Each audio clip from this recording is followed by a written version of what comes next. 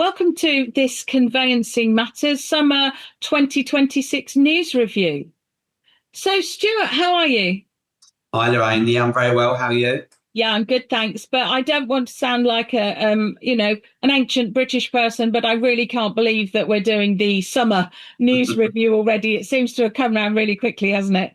Yeah, I think we've gone past the longest day of the year already. So, Oh, yeah, we have. Nights are yeah, drawing in, Stu. nice are drawing in. Yeah, Nights you're are definitely drawing getting in. old, I can assure you. So we've got lots to chat about today, Yeah, and something that we feel it's worth telling people about is that we earlier this year have started a couple of new conveyancing matters series, we some sort have. of We have. shorter, sharper content, really. We've got conveyancing chatters, which is you and I having a little bit of rant about things, isn't it, Stu? Yeah, just as and when things come up that we might disagree with or agree with or feel sort of frustrated about, we thought we'd jump on, didn't we? And yeah, have a chat about those. Yeah, so conveyancing chatters is our sort of, opinion on things happening in the property world, and the somewhat more serious new series is our Q&A. It's our Yeah, conveyancing questions and answers. So we just sort of pose a question and answer it, and so on things like, should conveyancers obtain old Section 106 agreements? When should we use local search indemnity insurance? So hopefully, sort of short, sharp questions that will help coalface conveyancers, Stu. yeah. But really pleased that Search Bureau are sponsoring the current Q&A series. Yeah, so we had Hannah on the other day, didn't we? So we'll have some information being released soon, some videos. And yeah, look, we decided, didn't we, to do these series slightly differently because of what our viewers requested. Some people like the chatter side of things, some people like the serious side of things. So hopefully by doing it this way, we can sort of cater for both.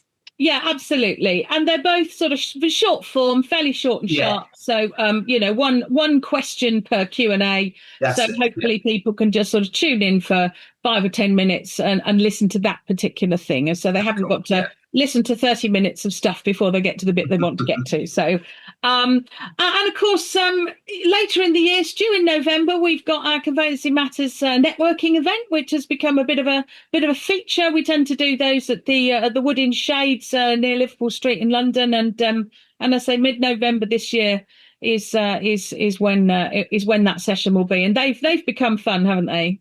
Yeah, absolutely. It's really nice, isn't it, to get everybody sort of in the room. We do so much stuff online now, don't we, that actually seeing everybody in person, having a drink and having the Q&A and the chatter side of things all merged into one. Yeah, it's always a good evening. Yeah, absolutely. And just to make it clear for anybody who hasn't been or seen, we will obviously put more information out on social media during autumn.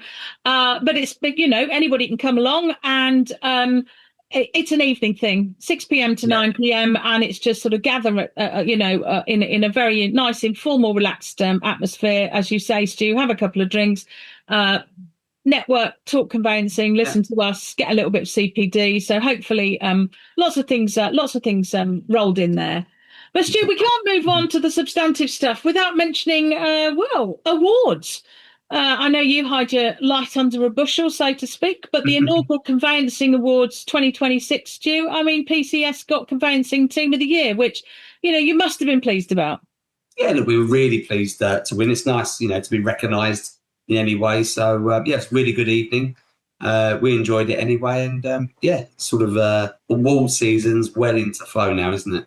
Yeah, well, you say that though, Stu, but it seems to be pretty much an all-round thing. It seems But to be all it's year all year now, isn't round. it? It's all year, yeah. It's all Yeah, year. but certainly congratulations to PCS for that. I thought Thank you. that was great news. So let's get into some of the sort of meaty stuff, and I think probably a good place to start, Stu, is because it was only announced on the 19th of June. Of course, is the government's home buying and selling reform roadmap. Yeah. You and I could talk about this for literally hours, which we're clearly not going to do. Certainly, my view, Stu, in a general sense, it's still very light on substantive detail for conveyancers. Yeah. So let's just pick up on sort of two or three of the key sort of announcements, of which there were many. So, the bugbear phrase, upfront information. What's your view, Stu? Well, I think my view on the whole thing is that firstly, it's nice to see that there is an appetite to potentially try and implement change. But at the moment, you've hit the nail on the head. The detail is lacking, isn't there? We can talk about upfront information all day long, as we have been as an industry now for what seems like years and years. And, as we've always said a number of times, until things become mandatory, I'm not sure the change will ever happen. But until we hear that, the devil's in the detail, until we know what the upfront information is going to be, then it's hard to really sort of take it much further, because we've spoken about this subject now for what seems forever. Yeah, you're right, Stu. And I think the point about it is, and the view I have is, I feel I'm an outside observer, but I'm also a cold-faced conveyancer, because I've still got practicing certificate. I'm a solicitor and I still do the job, as indeed, of course, to you. Is I don't think anybody can deny that maybe having more information nearer the beginning of a matter is a very good thing. I just consistently feel that the fundamental flaw in that argument is sellers and buyers will not take legal advice earlier. They're simply not. A seller is not going to come and see you and ask you to help them complete an estate agent's property information form when they're putting their property on the market. I don't think an estate agent's going to have appetite to send sellers and buyers to lawyers early on, because they're going to see a deal might fall through. And therefore, and also, Lorraine, look, I know it's being sort of thrust into the industry that there's an opportunity here, but I'm not sure about that. Is there appetite for conveyancers to start commenting on parts of the legal process of what's going to go in forms without being paid? I'm not sure. I saw that. Is someone going to pay us up front for that? Can't see it. But I saw suggestions, a few years ago on that. Well, why? When the material information debacle was unfolding. From trading standards and all of that, which of course led to that terrible 5th edition of the property information form. This idea that, conveyancers would be sort of giving, as you say, giving advice up front to sellers as a bit of a sort of loss leader. Well, why? That's the technical advice that if we get it wrong, we're going to be sued for. Why on earth would you want to be doing that essentially for free? That just never sat with me. I never understood that. But I'm kind of tied into this, of course, is the suggestion maybe of reservation agreements, Stu. Yeah. Essentially, sellers and buyers locking themselves in so much earlier to avoid the inevitable very high volume of and expensive fall-throughs that the process has now. And of course, we have, we've had Duncan Samuel from Gazelle on a couple of times, and Gazelle operate a reservation agreement product that is backed up with insurance and sort of sets out the circumstances in which very very defined circumstances in which a buyer can withdraw. And they are having success with that, undoubtedly. And I think they're actually also offering a sort of survey with that process now. So they're certainly, they've been running that for years now. But I do get a bit concerned about the sort of the Wild West where reservation agreements are concerned, because I do, not every reservation agreement, it frankly is going to be a Gazelle reservation agreement. Yeah. Frankly, I think that, buyers and sellers are going to be signing these things again without any legal advice up front. And I think that's where the danger lies. What's your view? Completely agree. Look, when we talk about reservation agreements, it's difficult to sort of discuss it substantially when we don't know what's going to be in it. So, I can't see the point of there being a reservation agreement if it's conditional and, buyers get the chance to pull out, because there's a whole host of things that could be applicable to that point. If it binds a buyer and it's hard for them to withdraw from a transaction and they've put some money down up front, then, it will be a good thing, won't it? You say that's true. I mean, that is a substantial, that is a huge shift in the mechanics of the conveyancing process. And I'm not saying it's a bad thing. I'm not making a value judgment on it. But the idea that essentially a buyer will be legally tied in on certain specified terms very much earlier and is putting down a chunk of money very much earlier, that's currently not how the process works. No, there are a lot of flaws in the current process, but that, if that becomes mandatory, is a massive, massive shift. And surely what has to go hand in hand with that is the buyer getting legal advice before they sign what is effectively a binding agreement. Yeah, absolutely. It's worked in the new build sphere for a long time, though. Where a buyer signs a reservation agreement, pays a couple of grand, and undoubtedly there are less fall throughs because of that. I think a buyer thinks more about proceeding when they've got to pay a couple of grand. So I do think it would help, but look, it's almost a pointless discussion until you know what's going to be in the reservation agreement, because if the reservation agreement gives the opportunity for the buyer to withdraw for a whole host of reasons, then it becomes a bit defunct anyway. So until that happens... But the buyer has got to be able to withdraw because otherwise it destroys the whole sort of caveat emptor theory anyway, doesn't it? Yeah, that's where the arguments are going to come.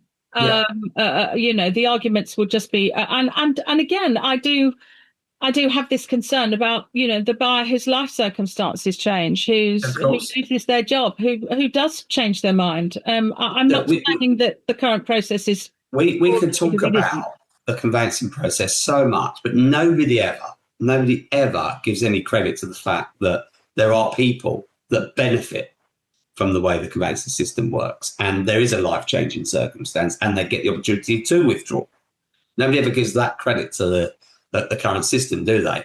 But going back to sort of reservation agreements, until you know how binding they are, it's difficult to comment. And again, going back to whether we as conveyancers would be advising on those, I suggest not. I don't think that's going to happen in the slightest. I think it would work in exactly the same way a new build transaction does. In the estate agent will probably get the buyer to sign that document, and for want of a word, we may well be picking up the pieces. Well, I hope we don't get the ridiculous exchange deadlines hand in hand with those that we get with new builds too. But the government has. People obviously need to go and have a look at the roadmap.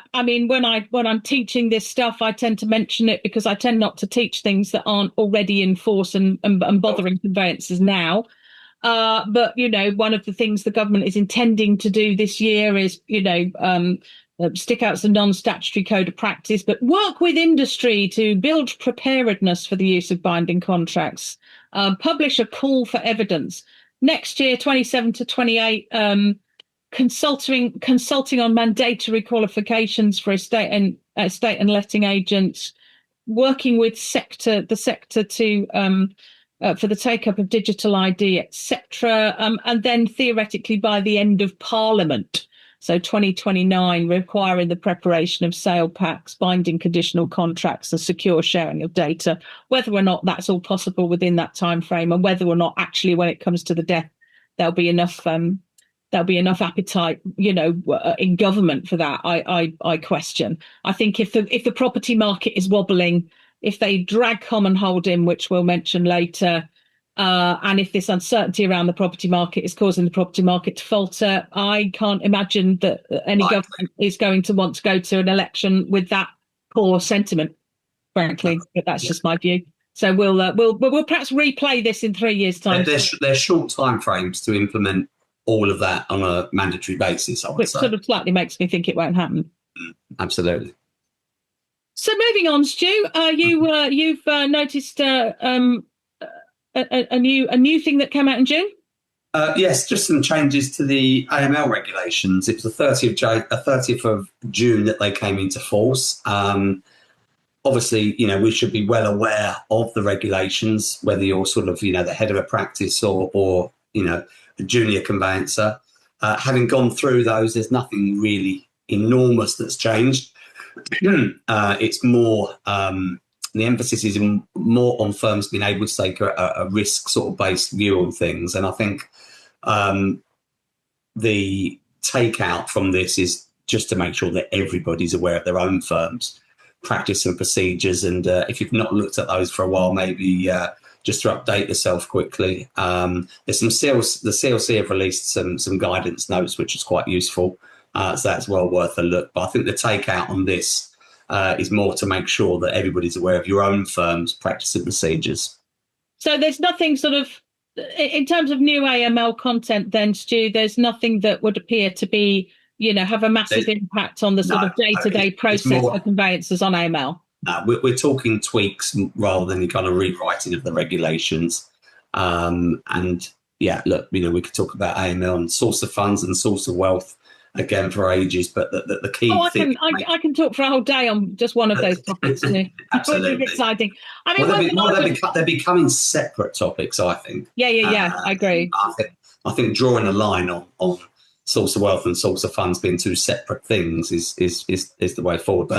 But going back to the regulations, there's no material changes I would suggest that should worry anybody. But of course, firms will be adopting or amending their practices and procedures as and when things change, and it's everybody's obligation and duty to make sure they're aware of those. Yeah, I mean, two things spring to mind for me. People who might be watching this who are perhaps, got some responsibility for this in firms, I would suggest they need to review their practice-wide risk assessment and maybe their policies in the light of the new AML content. It sounds awful, but even just to kind of have acknowledged the fact that there's a change and they've thought about it to evidence the thinking. Yes.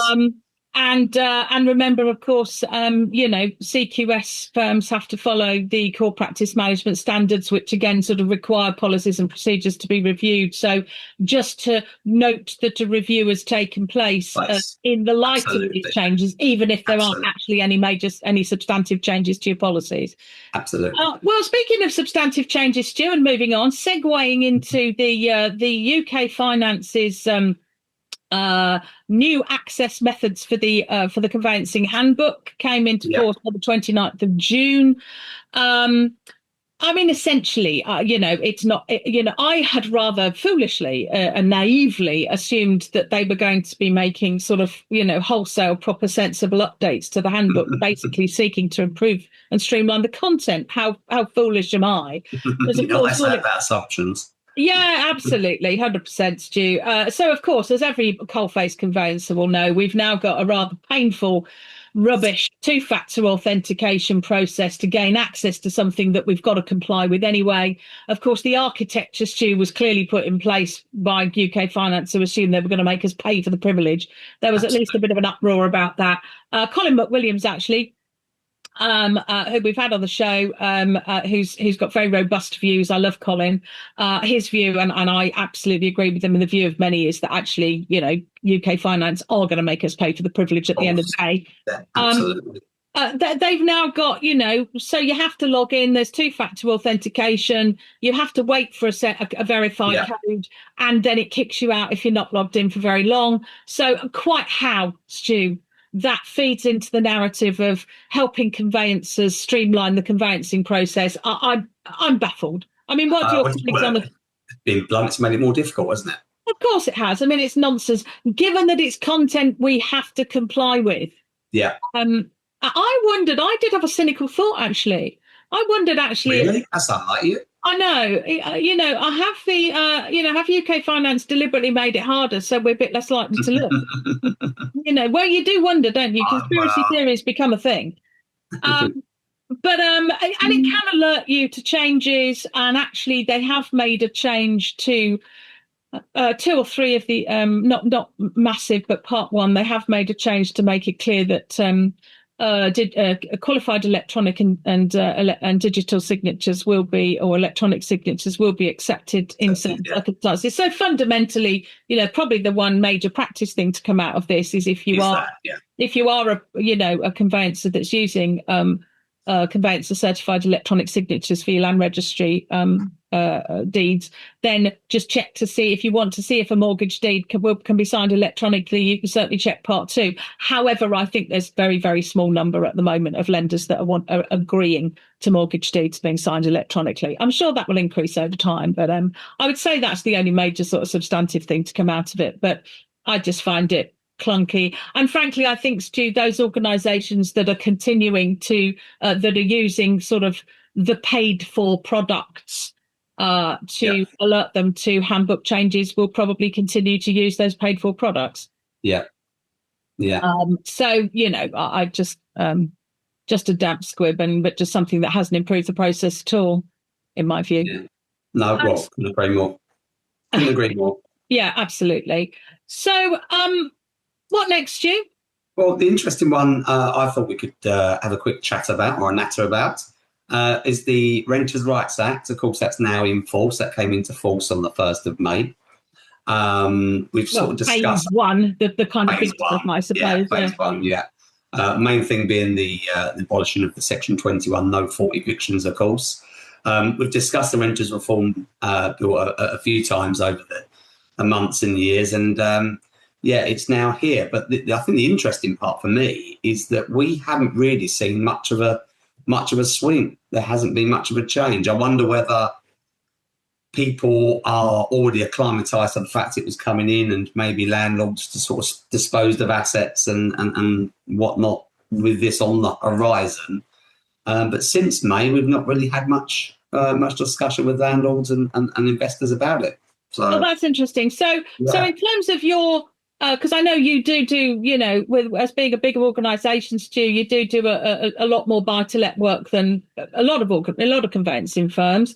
So are you sort of saying that the Renters' Rights Act doesn't appear to have sort of diminished the appetite of your investors and landlords for purchasing buy-to-lets? Well, it certainly did when it was first announced, and the volume of work that we received certainly took a big dip. Lots of our sort of landlords with portfolios decided to sell. But since then, it seems to have calmed down. I'd be really interested to hear from sort of other conveyancers that deal with a lot of buy-to-lets to see whether it's a reciprocal thing. But we've certainly not seen the uproar I thought there would be. Maybe it needs a bit more time, of course. Maybe there are going to be landlords that come out the woodwork that have problems with tenants, and we're going to sort of escalate it from there, maybe. But it'll be interesting to see how it unravels. But it hasn't had the impact I thought it might. That's interesting. Maybe the impact has already happened. I think a lot of people, maybe there's a lot of landlords that would have been getting out anyway. Yeah. And of course, this was the, whatever you want to call it, something that just pushed them over the edge and was the deciding factor in that. Yeah, they sort of anticipated the issue and got out. Now's the time to sell. Yeah, so maybe that was something that that came in, and we saw the early sort of downturn.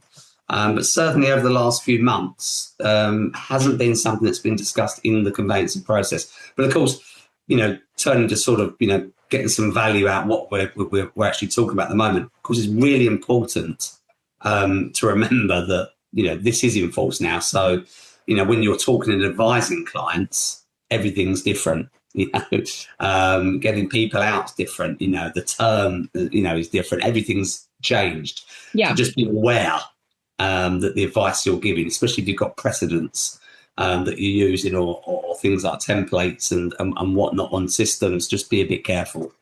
Yeah, absolutely. Particularly if your client's purchasing a property that's subject to an existing tenancy. Exactly. And of course, because the Section 21, under the Housing Act 88, well, the ability to effectively get a tenant out of a property, whether they were a good tenant or not, the ability for a landlord to regain possession of their property was absolutely sort of underpinning core, I think, of the buy-to-let boom since 88, really. Yeah.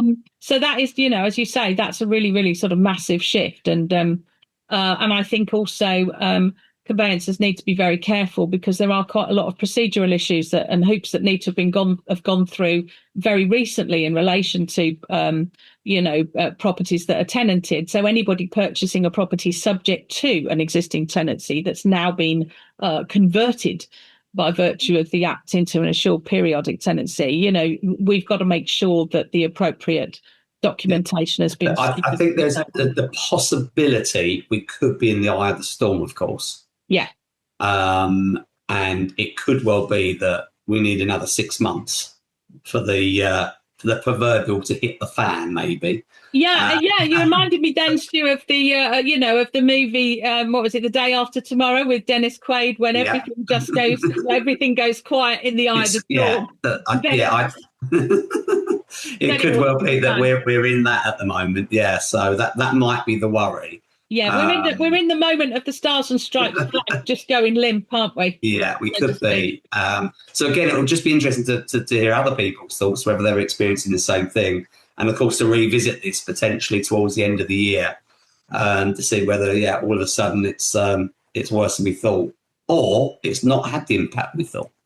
Yeah, it's interesting, and maybe those of us that commentate sort of spend too long stoking things up that the industry just sort of sucks up. But speaking of sucking stuff up, I mean, what an absolute debacle! This registration of conveyancing firms as tax advisors from the 18th of May, Stu. Firms have got 3 months to do it.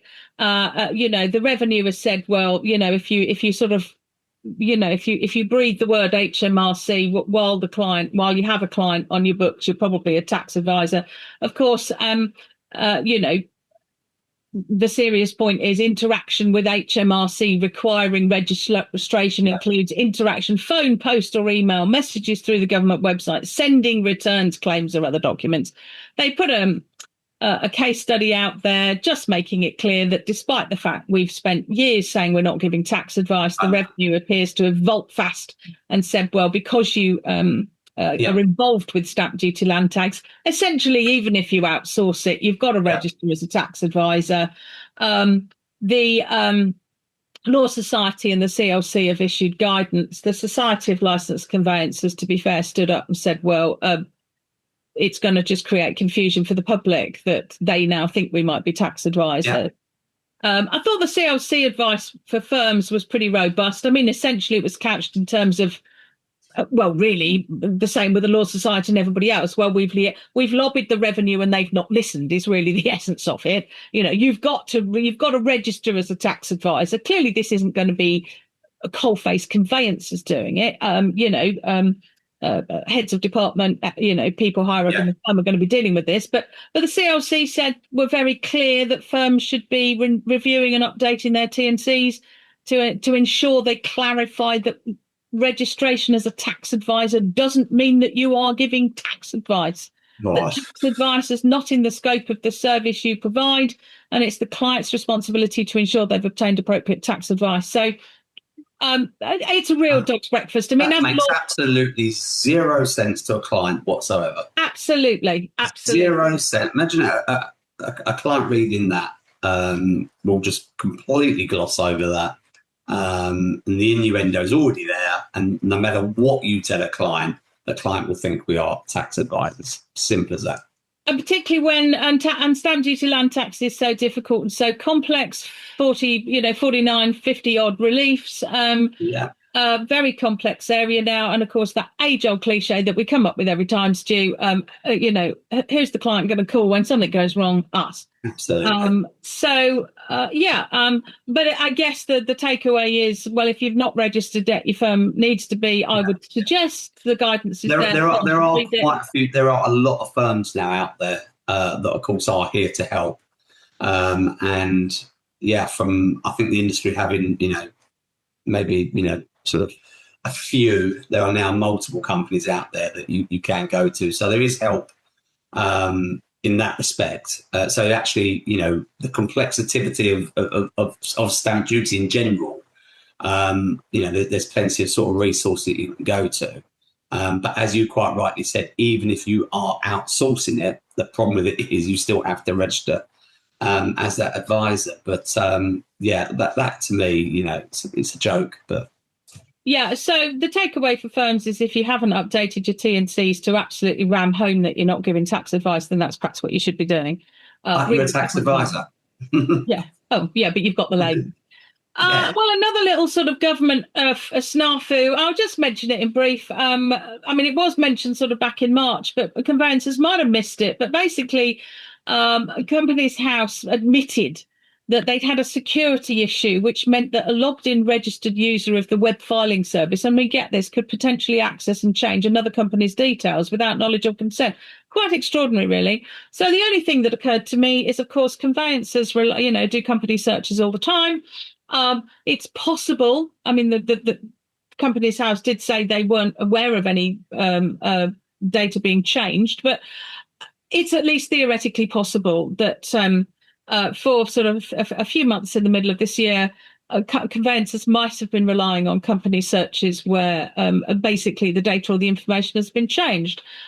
So maybe firms carrying out a spot check of companies' house searches, if they're aware they've been done on files, because of course they can compare the information that they got on the company at the time with the data that's now available. Whether firms would actually think that was a worthwhile thing to do in terms of cost and a risk benefit analysis is another point. But I do think that firms need to be aware that this was at least a theoretical problem. And but frankly, just yet another government service where there aren't appropriate security procedures in place, which of course bodes so well, Stu, for digital identity and digitization of the register, wouldn't you say? Yeah. Just for those few conveyancers who are left who would do unregistered title, just a reminder, of course, since October 2024, you've got to send original title deeds to the Land Registry to do a first registration. You might just want to know that much more recently, the Land Registry actually updated in Practice Guide 1 on first registrations. They updated the checklist for what to submit. So the documents required to make an application, that checklist has been updated. So whoever's responsible for your first registrations, whether it's your post-completion team or whoever, just be aware that has changed. So probably, Stu, the last big thing that we're going to talk about, but probably not for very long, because it feels like another great big sort of ill thought out, half-baked proposal so far. Ill thought out is quite a mild way of putting it, isn't it? It is, yeah. I felt that was what we could. I wonder what you were going to say. I wonder if there was a swear word that might. Yeah, it was on the way. You composed yourself quite well there, I have to say. I thought so. Yeah, so of course it's commonhold and the leasehold reform bill. What more can we say? Again, sometimes you do get a bit depressed when we're sort of having these chats and we're chatting about things that we're not necessarily in agreement with, and this could well be one of them, couldn't it?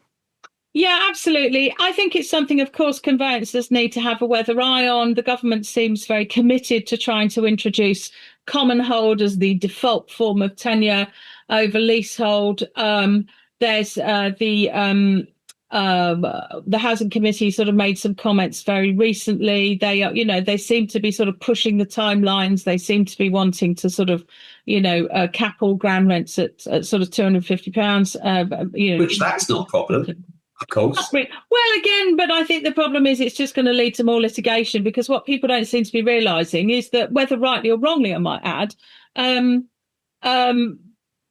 this is proposing to basically sort of have statutory intervention in essentially private contracts, that is leases.